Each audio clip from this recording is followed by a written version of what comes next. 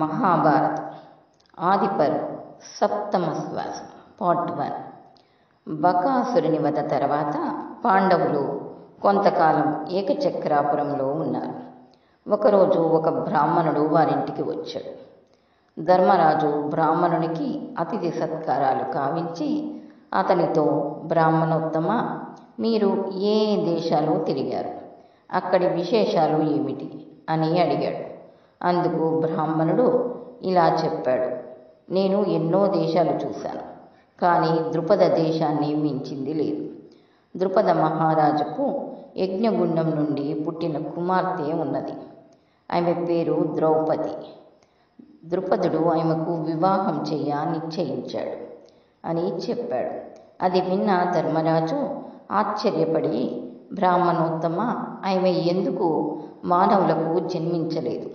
ఆమెను ద్రుపదుడు ఎలా పొందాడు? సవిస్తారంగా మాకు చెప్పండి అని అడిగాడు.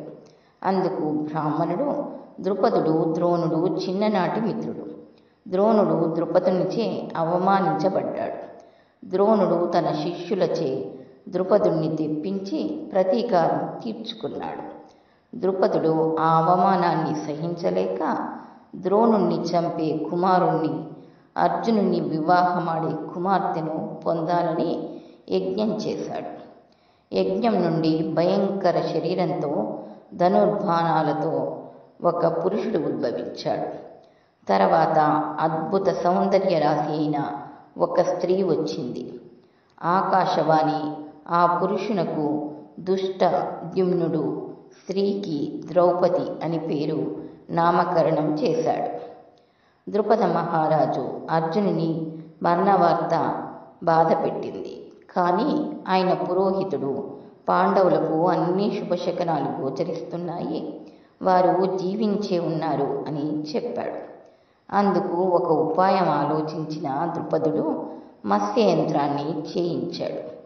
దానిని ఛేదించిన వాడికి ద్రౌపదిని ఇచ్చి వివాహం చేస్తానని ప్రకటించాడు. ద్రౌపది స్వయంవరానికి రాజులంతా తరలి వెళ్తున్నారు అని చెప్పాడు. కుంతీదేవి ఇదంతా విని, ధర్మరాజా, మనము ఈ బ్రాహ్మణుని ఇంట ఎక్కువ రోజులు ఉన్నాం. ఎక్కువ రోజులు ఒకరి ఇంట ఉండటం ఉచితం కాదు. కనుక మనము పాంచాల దేశం వెళ్తాం అని చెప్పింది. అందుకు ధర్మరాజు అంగీకరించాడు. అందరూ పాంచాల దేశానికి ప్రయాణమయ్యారు. వారు పాంచాల దేశం వెళుతూ మార్గ మధ్యంలో వ్యాస మహాముని ఆశ్రమం దర్శించారు. వ్యాసుడు వారిని దీవించి, మీరు పాంచాల దేశం వెళ్ళినట్లయితే మీకు మేలు జరుగుతుంది అన్నాడు. అంగారాపర్ణుడు. ఆ తర్వాత వారు గంగా తీరంలో ప్రయాణిస్తూ సోమశ్రవ తీర్థం చేరుకున్నారు. వారు అక్కడ స్నానం చేయాలని అనుకున్నారు. ఆ సమయంలో అక్కడకు వచ్చిన అంగారాపర్ణుడు అనే గంధర్వుడు, మానవులారా, ఇది రాక్షసులు, యక్షులు, గంధర్వులు తిరిగే సమయం. ఈ వేళలో మానవులకు తిరగడం ఉచితం కాదు. ఇది నా ఆధీనంలో ఉన్న భూమి. ఇక్కడ మీరు స్నానం చేస్తే ఆపదల పాలవుతారు. మీరు వెళ్ళకపోతే నా బాణాగ్నికి దగ్ధమవుతారు అన్నాడు. అర్జునుడు, నువ్వు చెప్పింది సామాన్య మానవులకు సరిపోతుంది, మా వంటి వీరులకు కాదు. పవిత్రమైన గంగా నది ఏ ఒక్కరి స్వంతము కాదు. భూమి మీద జలవనరులు అందరి స్వంతం అని అంగారాపర్ణునితో అన్నాడు. తనకు ఒక మానవుడు ఎదురు చెప్పటం ఏమిటని అంగారాపర్ణుడు కోపించి అర్జునునిపై పదునైన బాణాలు వేశాడు. అర్జునుడు ఆ బాణాలను చేతిలోని కొరివితో అడ్డుకొని అంగారాపర్ణునిపై ఆగ్నేయాస్త్రం ప్రయోగించి అతని రథాన్ని బుగ్గి చేశాడు. నిస్సహాయంగా చూస్తున్న అంగారాపర్ణుణ్ణి ధర్మరాజు వద్దకు తీసుకువెళ్ళాడు. ధర్మరాజు, అర్జున, ఓడిపోయిన వారిని, శౌర్యం కోల్పోయిన వారిని శిక్షింప తగదు గనుక అతనిని విడిచిపెట్టు అన్నాడు. అర్జున, అంగారాపర్ణుల స్నేహం. అంగారాపర్ణుడు, అర్జున, నీ పరాక్రమానికి మెచ్చాను. నీతో స్నేహం చేయాలని ఉంది. నీకు చాక్షుషీ విద్యను, మహావేగం కలిగిన గుర్రాలను ఇస్తాను. నువ్వు నాకు ఆగ్నేయాస్త్రం నాకు ఇవ్వు అన్నాడు. అర్జునుడు, గంధర్వ, మనము ఎంత స్నేహితులమైనా నీ వద్ద నేను విద్యను, ధనాన్ని స్వీకరించరాదు. నేను నీకు ఆగ్నేయాస్త్రాన్ని ఇస్తాను, నీ వద్ద గుర్రాలను స్వీకరిస్తాను అన్నాడు. అర్జునుడు గంధర్వునితో, ధర్మపరులమైన మమ్మల్ని చూసి గర్వంగా ఎందుకు మాట్లాడావు అని అడిగాడు. అందుకు అంగారాపర్ణుడు, అర్జున, ఆడవారితో ఉన్నవాడు వివేకం కోల్పోవడం సహజం. కానీ ఆ సమయంలో మనకు పురోహితుడుంటే ధర్మాధర్మ విచక్షణ చేస్తాడు. తాపత్య, మీరు పురోహితుడు లేకుండా తిరగడం మంచిది కాదు. అందువలన ఒక ఉత్తమ బ్రాహ్మణుణ్ణి పురోహితునిగా చేసుకోండి అని చెప్పాడు. అర్జునుడు, మిత్రమా, మేము కుంతీపుత్రులమైన మేము తాపస్యులము ఎలా అయ్యాము అని అంగారాపర్ణుణ్ణి అడిగాడు. అంగారాపర్ణుడు ఇలా చెప్పాడు. అర్జున, సూర్యుని కూతుర్లు సావిత్రి, తపతి. తపతి అనే కన్య మహాసౌందర్యవతి. అజాగీటుడిని కొడుకు సంవర్ణుడు. అతడు సూర్యుని గురించి తపస్సు చేశాడు. తన కూతురు తపతికి సంవర్ణుడు తగిన భర్త అని అనుకున్నాడు. ఒకరోజు సంవర్ణుడు తపతిని చూసి మోహించి ఆమె సమీపానికి వెళ్ళి ఆమెని ప్రశ్నించాడు. ఆమె మౌనంగా అక్కడి నుండి వెళ్ళినా ఆమెకు కూడా అతనిపై మోహం కలిగింది. పిచ్చివాడిలా తిరుగుతున్న సంవర్ణుని చూసి అతని బాధను అర్థం చేసుకుని తను కన్యనని, స్వతంత్రురాలిని కాదు కనుక తండ్రి అనుమతితో వివాహమాడమని చెప్పింది. ఒకరోజు వశిష్ఠుడు సంవర్ణుని కలిసి అతని బాధను తెలుసుకున్నాడు. వశిష్ఠుడు సూర్యుని వద్దకు వెళ్ళి, పురువంశస్థుడు, ధర్మపరుడు, సద్గుణ సంపన్నుడు అయిన సంవర్ణునికి నీ కుమార్తె తపతిపై మోహం కలిగింది కనుక నువ్వు నీ కుమార్తెను అతనికి ఇచ్చి వివాహం చేయి అని చెప్పాడు. సూర్యుడు తన కోరిక తీరుతున్నందుకు సంతోషించి తపతిని వశిష్ఠునితో పంపాడు. వశిష్ఠుడు వారిద్దరికీ వివాహం చేశాడు. వారికి కురు మహారాజు జన్మించాడు. మీరు కురు వంశజులు కనుక మిమ్మల్ని తాపత్య అని పిలిచాను అని చెప్పాడు. వశిష్ఠుడు. అర్జునుడు అంగారాపర్ణుణ్ణి చూసి, గంధర్వ, మా పూర్వులకు గురువు పురోహితుడైన వశిష్ఠుణ్ణి గురించి వినాలని ఉంది అడిగాడు. అంగారాపర్ణుడు అర్జునునితో ఇలా చెప్పసాగాడు. అర్జున, పూర్వము కన్యాకుబ్జ నగరానికి విశ్వామిత్రుడు అనే రాజు పాలిస్తున్నాడు. ఒకరోజు అతడు తన సేనలతో సహా వేటకు వెళ్ళి అలసిపోయి వశిష్ఠుని ఆశ్రమంలోకి సైన్యంతో సహా వెళ్ళాడు. ఇరువురు పరస్పర కుశలం విచారించుకున్న తర్వాత వశిష్ఠుని బలవంతం కారణంగా ఆశ్రమంలో భోజనం చేయడానికి అంగీకరించాడు. నందిని అనే కామధేనువు సహాయంతో అపార సేనావాహినితో సహా విశ్వామిత్రునకు వశిష్ఠుడు షడ్రసోపేతమైన విందు భోజనం పెట్టాడు. అది విశ్వామిత్రునికి ఆశ్చర్యచకితుణ్ణి చేసింది. అలాంటి ధేనువు తన వద్ద ఉండటం ఉచితమని ఎంచి వశిష్ఠుని వద్దకు వెళ్ళి ఆ ధేనువును ఇవ్వని కోరాడు. వశిష్ఠుడు అది తనకు ప్రాణాధారం కనుక ఇవ్వలేనని చెప్పాడు. విశ్వామిత్రుడు, రాజ్యంలోని సొత్తుపై రాజుకు అధికారం ఉంటుంది కనుక తను తీసుకువెళ్తానని బలవంతంగా నందినిని తీసుకువెళ్ళాడు. తిరిగి వశిష్ఠుణ్ణి చేరిన నందిని తన నుండి అపార సైన్యాన్ని సృష్టించి విశ్వామిత్రుని సైన్యాన్ని చీల్చి చెండాడింది. విశ్వామిత్రునికి జ్ఞానోదయం కలిగి క్షాత్రబలం కంటే తపోబలం గొప్పదని తెలుసుకొని రాజ్యాన్ని విడిచిపెట్టి తపస్సు చేసుకోవడానికి వెళ్ళాడు. విశ్వామిత్రుడి మత్సరం. తపస్సు వలన దివ్యశక్తులు సాధించిన విశ్వామిత్రునికి వశిష్ఠునిపై మత్సరము పోలేదు. వశిష్ఠుడు కల్మషపాదునికి యాజకుడిగా చేస్తున్నాడు. విశ్వామిత్రునకు కూడా కల్మషపాదునికి యాజకునిగా ఉండాలని ఉండేది. ఒకరోజు కల్మషపాదుడు వేటకు వెళ్ళి తిరిగి వస్తున్న తరుణంలో వశిష్ఠుని పెద్ద కుమారుడు శక్తిముని ఎదురుపడ్డాడు. రాజు శక్తితో పక్కకు తొలగి నాకు దారి ఇవ్వు అని అడిగాడు. శక్తి, మహారాజా, ఎంతటి వారైనా బ్రాహ్మణుడు ఎదురైతే ముందుగా తొలగి దారి ఇవ్వడం ధర్మం అని చెప్పాడు. రాజు ఆగ్రహించి చేతికర్రతో శక్తిని కొట్టాడు. శక్తి కోపించి, రాజా, రాక్షసుడిలా నన్ను కొట్టావు కనుక రాక్షసుడివై నరమాంస భక్షకుడివైపో అని శపించాడు.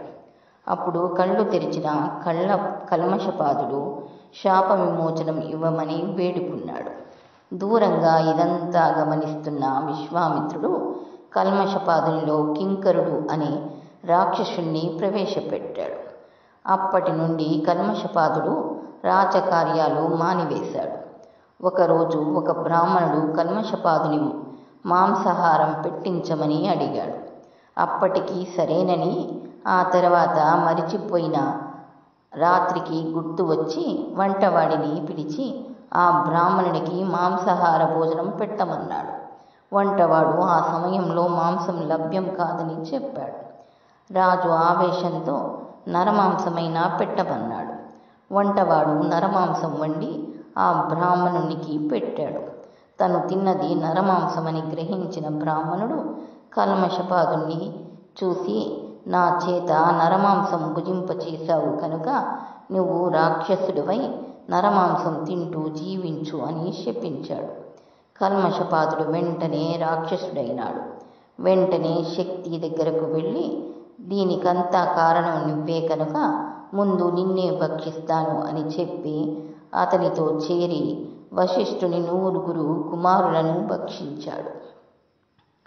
వశిష్ఠుడి ఆత్మహత్య ప్రయత్నం. తన 9 కుమారులు చనిపోవడం సహించలేని వశిష్ఠుడు ఆత్మహత్యకు పాల్పడపోతుండగా శక్తి భార్య అదృశ్యవంతి గర్భస్థ శిశువు సుస్వరంతో వేదాలను వల్లించడం విన్నాడు. వశిష్ఠుడు మనవణ్ణి చూడాలన్న ఆశతో ఆత్మహత్య ప్రయత్నం మానుకున్నాడు. ఒకరోజు కల్మషపాదుడు అదృశ్యవంతిని భక్షింపబోయాడు. వశిష్ఠుడు అతనిపై మంత్రజలం చల్లాడు. వెంటనే కల్మషపాదునికి రాక్షసత్వం పోయి శాప విముక్తుడు అయ్యాడు. వశిష్ఠుడు కల్మషపాదునితో, బ్రాహ్మణులను అవమానిస్తే వచ్చే అనర్థం తెలిసింది కదా, ఇంక మీదట బ్రాహ్మణులను పూజించు అని హితబోధ చేశాడు. రాక్షసునిగా ఉన్న సమయంలో కల్మషపాదుడు ప్రణయ కలాపంలో ఉన్న బ్రాహ్మణుని చంపి తిన్నాడు. బ్రాహ్మణి భార్య కోపించి, ప్రణయ కలాపంలో ఉన్న నా భర్తను చంపావు కనుక నువ్వు స్త్రీతో ప్రణయ కలాపం చేస్తే మరణిస్తావు అని శపించింది. అందువలన కల్మషపాదుడు సంతానం పొందలేకపోయాడు. సంతానం కావాలనే కోరిక అధికం కావడంతో వశిష్ఠుని వద్దకు వచ్చి తనకు సంతానం ప్రసాదించమని వేడుకున్నాడు. వశిష్ఠుడు అందుకు అంగీకరించాడు. కల్మషపాదుని భార్య మదయంతి యందు సంతానం కలిగేలా అనుగ్రహించాడు. మదయంతి గర్భం ధరించింది. 12 మాసములు గడిచినా ప్రసవం కానందున ఆమె పదునైన రాతితో గర్భాన్ని చీల్చుకుంది. ఆమెకు అశ్మకుడు అనే రాజర్షి జన్మించాడు. అదే సమయంలో శక్తి భార్య అదృశ్యయంతికి పరాశరుడు జన్మించాడు. అతడు తల్లి వలన తన తండ్రికి ఒక రాక్షసుని వలన మరణించాడని విని ఆగ్రహం చెంది లోకాలను భస్మం చేస్తానని శపథం చేశాడు. అది విని వశిష్ఠుడు అతనిని వారించాడు. ఔర్యుడు పరాశరుని కోపం చూసి అతడి తాత వశిష్ఠుడు, పరాశర, అకారణంగా అందరినీ హరించడం తగదు. పూర్వము కృతవీర్యుడు భృగువంశ బ్రాహ్మణులను యజ్ఞికులుగా చేసుకొని ఎన్నో యజ్ఞాలను చేశాడు. కృతవీర్యుడు వారికి మిక్కుటమైన ధనాన్ని ఇచ్చాడు. దానిని వారు దాచుకున్నారు. కొంతకాలానికి కొంతమంది క్షత్రియులు భృగు బ్రాహ్మణులు కృతవీర్యుడి ధనాన్ని దోచుకున్నారు అని అపవాదు పుట్టించారు. అది విని కొంతమంది బ్రాహ్మణులు ధనాన్ని క్షేత్రియులకి ఇచ్చారు. కొంతమంది ధనాన్ని భూమిలో పాతిపెట్టారు. క్షేత్రియులు ఇది చూసి ఆ బ్రాహ్మణులను చంపి ఆ ధనాన్ని తీసుకువెళ్ళారు. భృగువంశ బ్రాహ్మణులు గర్భస్థ శిశువులతో సహా చంపి వేశారు. స్త్రీలు భయపడి హిమాలయాలకు పారిపోయారు. అందులో ఒక బ్రాహ్మణుని భార్య తన తొడలో గర్భాన్ని దాచింది. ఆమె తొడ నుండి తేజోవంతుడైన ఔర్యుడు అనే కుమారుడు జన్మించాడు. అతని తేజస్సుతో కృతవీర్యుని వంశంలోని క్షేత్రియులందరూ అంధులయ్యారు. ఔర్యుడు తన తండ్రితో సహా బంధువులందరినీ చనిపోయారని తెలుసుకున్నాడు. లోకాలను నాశనం చేయడానికి ఘోర తపస్సు చేయడం సంకల్పించాడు. ఔర్యుని పితృదేవతలు ప్రత్యక్షమై, మేము అసమర్థులమై క్షేత్రియుల చేతిలో మరణించలేదు, ధనాపేక్షతో ధనాన్ని దాచలేదు, మేము గొప్పగా తపస్సు చేయడం వలన మాకు మరణం రాలేదు, ఆత్మహత్య చేసుకుందామని అనుకుంటే అది పాపమని చెయ్యలేకపోయాం, ఈ మనుష్యలోకంలో అధిక కాలం ఉండలేము, కనుక క్షేత్రియులతో వైర్యం తెచ్చుకొని వారి చేతిలో మరణం తెచ్చుకున్నాము, కనుక నువ్వు లోకాలను నాశనం చేయడం ధర్మం కాదు అని పలికారు. వారి మాటలను విన్న తర్వాత ఔర్యుడు తన సంకల్పం విరమించుకున్నాడు. పరాశరుని సత్రయాగం. ఔర్యుని వృత్తాంతం విని పరాశరుడు సంకల్పం విరమించుకున్న రాక్షసుల మీద కోపం పోలేదు. అందువలన పరాశరుడు రాక్షస వినాశనానికి సత్రయాగం చెయ్య సంకల్పించాడు. వశిష్ఠుడు అందుకు అభ్యంతరము చెప్పలేదు. ఆ సత్రయాగంలో రాక్షసులందరూ పడి భస్మం అవుతున్నారు. అలా రాక్షస జాతి అంతరిస్తుంటే పులస్త్యుడు, పులహుడు, క్రతువు వశిష్ఠుని దగ్గరకు వచ్చి పరాశరుడు చేసే రాక్షస వినాశనం ఆపమని వేడుకున్నారు. వారి కోరికను మన్నించి పరాశరుడు సత్రయాగాన్ని, రాక్షస వినాశనాన్ని ఆపివేశాడు.